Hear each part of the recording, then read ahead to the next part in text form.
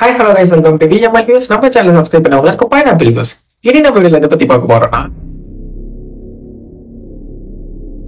ஆக்சுவலா இந்த படம் நான் பல வருஷத்துக்கு முன்னாடியே பார்த்திருக்கேன். இருந்தும் சரி ரீவாட்ச் பண்ணலாம்.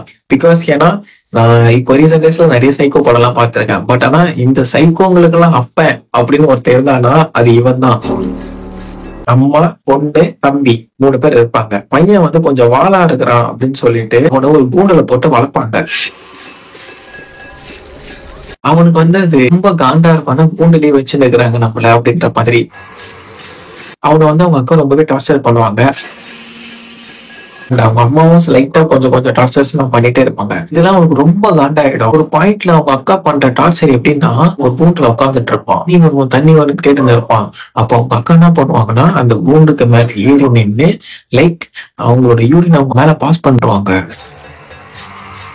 அதெல்லாம் அவன் பார்த்து செம்ம வெறி ஆயிடுவான். அதனால என்ன ஆயிடும், அந்த கூண்டு ஓபன் பண்ற ஒரு ஆப்பர்ச்சுனிட்டி அவனுக்கு கிடைச்சிடும். கூண்டு ஓபன் ஆயிடும். அவன் அவங்க அக்கா இருக்கிற மாதிரி ஒரு ஷாட் ஒண்ணு காட்டுவாங்க.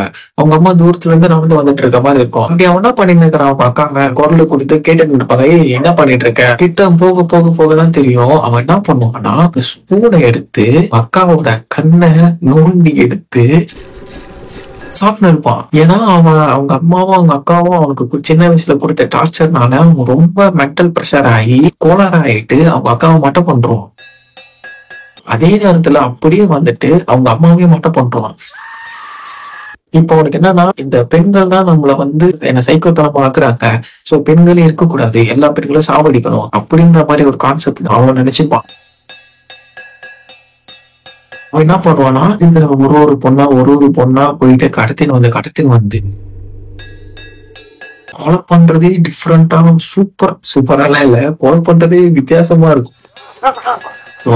பக்கா 18+. இதுதான் ஒரு பொண்ணை போயிட்டு எல்லாம் கேட்டுட்டு வாடா இருப்பாங்களா ஒரு ரம்பம், அந்த ரம்பத்தை எடுத்து அப்படியே காலை வெட்டுவான்.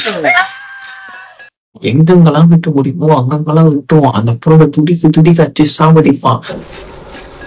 அந்த டைரக்டர் இருக்கானே அவன் கொலை வெறி புடிச்சவன் அப்படின்ற மாதிரி தான் எனக்கே தோணுச்சு. அந்த மாதிரி எடுத்துருந்தான். சைக்கோ படம்னா இதுதான் சைக்கோ படம். அந்த மாதிரி ஒரு படத்தை எடுத்து வச்சிருந்தான். ஒரு கோளாறு நீங்க பார்த்து முடியும் போது என்ன எடுத்துன்னு போனீங்க அப்படின்னு கேட்டீங்கன்னா ஒண்ணுமே இருக்காது. நமக்கு ஒரு டிப்ரெஷன் எடுத்துன்னு போயிடுவோம். ஏன்னா இந்த படத்தை பார்த்தோம் அப்படின்ற அளவுக்கு இந்த படத்தை கொண்டு போய் வச்சிருப்பானுங்க. அந்த மாதிரி எடுத்துருப்பானுங்க. ஒரு சின்னதா ஒரு பையன் மாண்டு மாதிரி இருப்பான், ஒரு மண்டோட போட்டு வருவான். அந்த கோளானோ இந்த பாலானோ 2 பேரும் சேர்ந்துங்களே எல்லாரும் நவுத்துவானுங்க. இதுக்கு சாவடிக்கிறேன், ஏன் சாவடிக்கிறேன், அவங்க சாவடிக்கிறால ஒரு ரீசன் இருக்குதா, அப்பெல்லாம் இல்ல. எல்லாரையும் சாவடிப்பான். சாவடிச்சு அவங்க வீட்டுல ஏதோ ஒரு குடோன் மாதிரி இருக்கும். அவங்க ஃபுல்லா போனோம் எல்லாம் பெண்கள் தான். ஆம்பளைங்கள சாவடிப்பான். ஆம்பளைங்க எல்லாம் 2% தான். பொண்ணுங்கெல்லாம் 98%. சாவடிச்சு மலையா கொட்டி வச்சிருப்பான் எல்லாரையும்.